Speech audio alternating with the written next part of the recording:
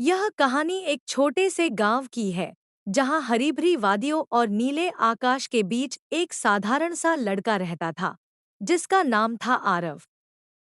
आरव एक मेहनती और जिज्ञासु लड़का था जो हमेशा कुछ नया सीखने और खोजने के लिए उत्सुक रहता था।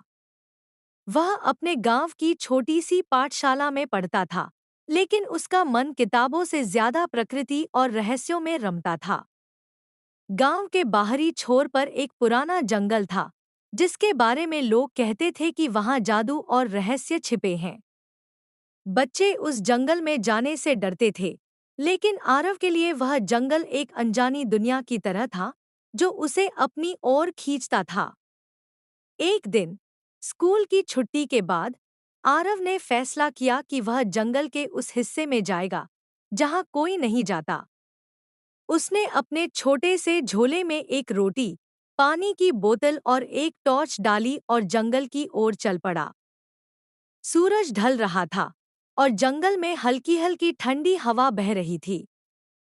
पेड़ों की सायन सायन और पक्षियों की आवाजें उसे एक अलग ही दुनिया में ले जा रही थी।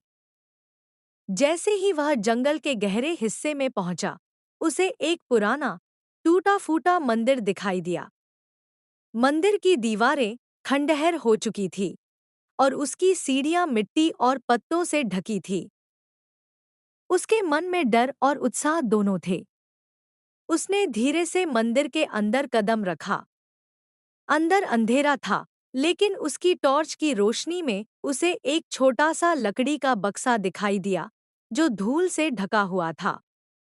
उसने बक्से को सावधानी से खोला और अंदर उसे एक पुराना लेकिन चमकदार चश्मा मिला।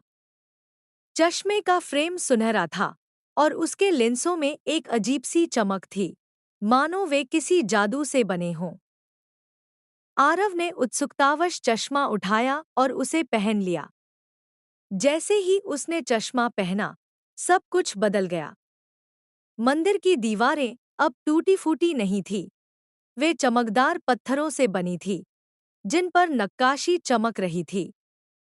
बाहर का जंगल अब सामान्य नहीं था, पेड़ों की पत्तियां रंग बिरंगी थी और हवा में छोटे छोटे रंगीन कण तैर रहे थे। आरव को लगा जैसे वह किसी परीलोक में आ गया हो। उसने चश्मा उतारा और सब कुछ फिर से सामान्य हो गया। उसने दोबारा चश्मा पहना और फिर से वही जादुई दुनिया दिखाई दी। यह जादुई चश्मा है, आरव ने उत्साह से कहा। उसने चश्मे को अपने झोले में रखा और घर की ओर भागा। रास्ते में उसने सोचा कि इस चश्मे का रहस्य क्या हो सकता है। क्या यह वाकई जादुई है?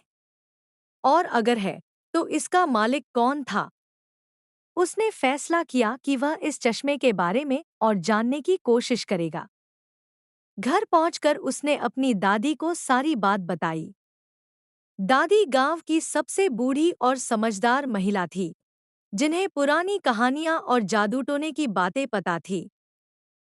दादी ने चश्मे को ध्यान से देखा और कहा, यह कोई साधारण चश्मा नहीं है, आरव। यह सत्य दृष्टि का चश्मा है। इसे जंगल के प्राचीन जादूगर ने बनाया था।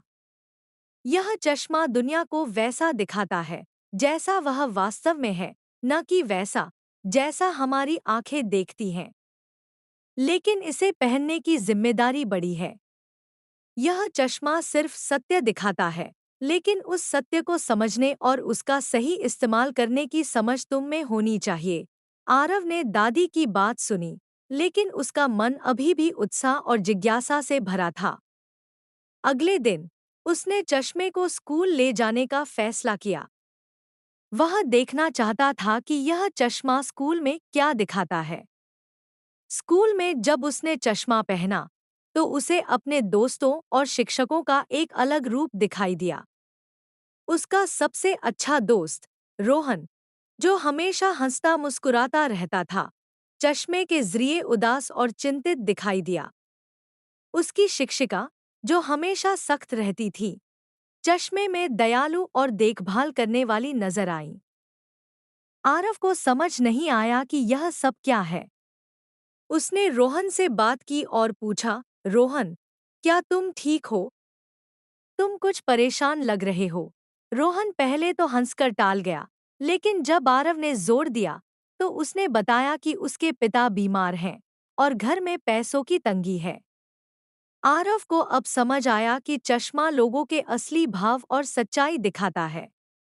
उसने रोहन की मदद करने का फैसला किया। उसने अपने गुल्लक में जमा किए हुए पैसे निकाले और रोहन के परिवार को गुप्त रूप से दे दिए। लेकिन चश्मे का जादू यहीं खत्म नहीं हुआ। एक दिन गांव में एक बड़ी समस्या खड़ी हो गई। गांव का एकमात्र कुआं सूख गया था और लोग पानी के लिए परेशान थे। गांव वाले इसे किसी श्राप का असर मान रहे थे। आरव ने सोचा कि शायद चश्मा इस समस्या का हल बता सकता है। उसने चश्मा पहना और कुएं के पास गया। चश्मे के जरिए उसे कुएं के नीचे एक अजीब सी चमक दिखाई दी। उसने गांव के कुछ लोगों को बुलाया और कुएं की खुदाई शुरू करवाई। कुछ घंटों की मेहनत के बाद उन्हें कुएं के नीचे एक बड़ा पत्थर मिला जो पानी के स्रोत को रोक रहा था। पत्थर हटाने के बाद पानी फिर से बहने लगा।